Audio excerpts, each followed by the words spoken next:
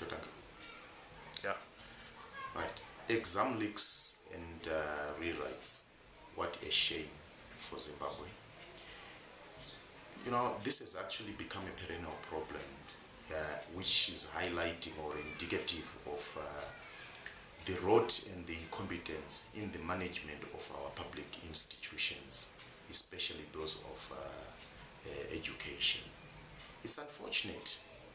We have a system in our country that rewards and perfects the art of incompetence and corruption, while we continue to watch this scourge unabated without fighting it, without fighting to eradicate it. This has become such an unbecoming practice in our country. This is despite the fact that we are one of the most educated nations. Over the years, we've continued to see students and parents being on the receiving end of this management crisis of our public entities by the officials.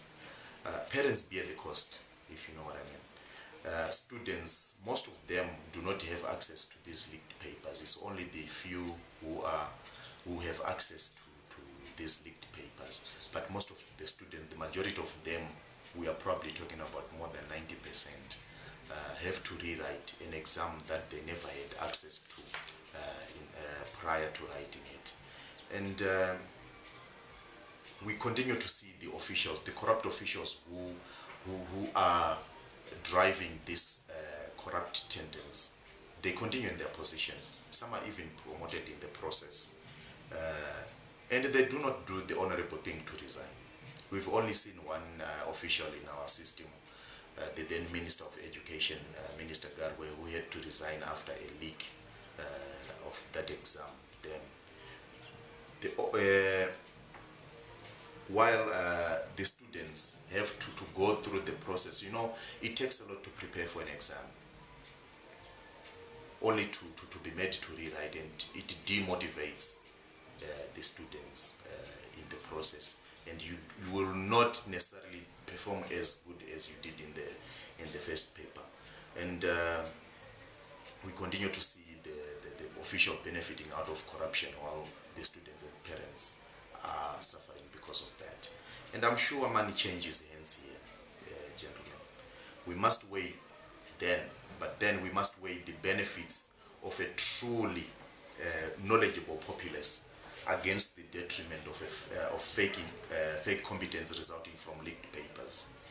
As for my recommendation, I would say we must see a complete overhaul of the system, right from the setting of the papers, the printing of the papers, the transportation, right through to setting of the papers. We must make sure that we plug all the holes that are used to leak those papers, so that when we finally sit for the exams, we don't have such instances where we have